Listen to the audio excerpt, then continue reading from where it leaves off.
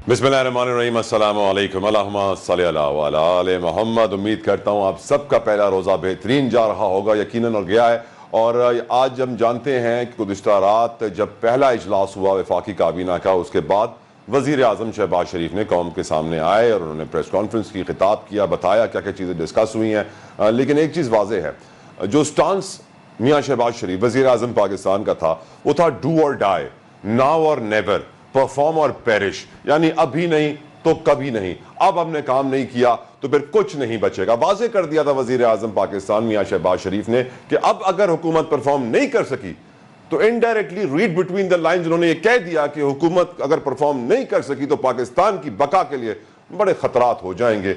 यकीनन हम जानते हैं, लेकिन एट द सेम टाइम मैं ये सोचने पर मजबूर हुआ, आप जानते हैं मैं सोचता बहुत हूं, मैं सोचने पर मजबूर हुआ कि जब हालात इस कदर संगीन है, सिचुएशन इज सो डेंजरस, फिर क्या वजह थी कि पहले काबीना के इजलास में कोई फैसला नहीं हुआ। कोई फैसले होने चाहिए थे, डिसीजंस लेने चाहिए थे, पहले दिन से मिसाल कायम करनी थी, पहले दिन से ऐसी कारकर्दगी देनी थी कि मालूम पड़ जाता कि अब ये वो हुकूमतें नहीं है जो पहले भी आ चुकी है नून लीग की 3-4 मरतबा, ये वो हुकूमत है जो काम करेगी। लेकिन सैडली कोई ऐसा बड़ा फैसला नहीं हुआ। काबीना का पहला इजलास था, काबीना बन चुकी है। कल रात तक तो किसी को नहीं मालूम था किसको कौन सा कलमदान मिला है, आज ये फिर रिवील किया गया किसको कौन सा कलमदान मिला है। लेकिन मैं हैरान इस बात पे हुआ कि जब हमारे नए वफाकी वजीर इत्तलात अता तारड़ साहब भी मैदान में आए और वो दिफा करने लगे कि काबीना तवाजुन से बनाई गई है। वाज़े कर दिया उन्होंने, again read between the lines, वो यही कहना चाह रहे थे किसी की पर्ची के ऊपर काबीना नहीं बनाई है, बड़े तवाजुन से काबीना बनाई है। और ये भी कह दिया कि मोहसिन नकवी को किसी की टारगेट के लिए नहीं लाया गया, क्योंकि लोग यही कह रहे थे कि मोहसिन नकवी सियासतदान तो है नहीं, निगरां हुकूमत में उन्होंने काम किया, निगरां हुकूमत का काम इलेक्शन कराना था, लेकिन उनका काम इतना पसंद आया कि उनको 5 साल के लिए मजीद वजारत दे दी गई है। और वजारत दी गई है होम मिनिस्ट्री, यानी पुलिस इस्लामाबाद की उनके अंडर होगी और भी बहुत सारे सिक्योरिटी के इदारों के साथ वो कनेक्टेड होंगे। और ये तासुर दिया जा रहा था कि वो इमरान खान को टारगेट करेंगे, पीटीआई को टारगेट करेंगे, इसलिए उनको लाया गया।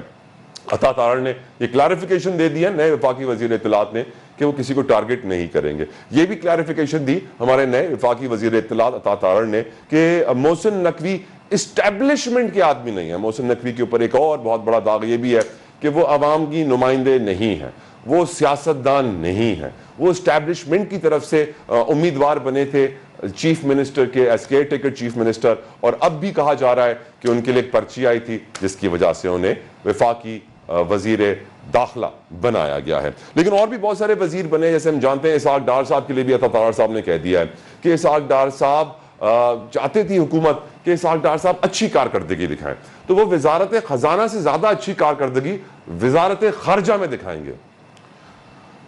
मैं समझ सकता हूं आपके दिल में भी वही तासुरात पैदा हो रहे होंगे जो मेरे दिल में हो रहे होंगे, लेकिन इसहाक डार साहब को फॉरेन मिनिस्ट्री दे दी गई है। और तारड़ साहब ने यह भी क्लैरिफिकेशन दिया है कि वो ज्यादा अच्छा परफॉर्म करेंगे, जिस तरह वो मिनिस्ट्री ऑफ फाइनेंस में परफॉर्म करे थे उससे ज्यादा अच्छा कारकर्दगी दिखाएंगे।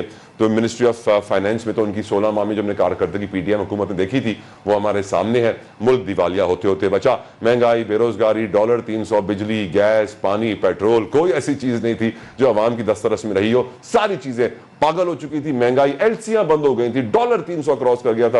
अब इससे अच्छी कारकर्दगी वो दिखाएंगे फॉरेन मिनिस्ट्री में। फॉरेन मिनिस्ट्री हम पहले ही जानते हैं कितनी प्रॉब्लम्स हैं, इंडिया है, चाइना है, अफगानिस्तान है, ईरान है।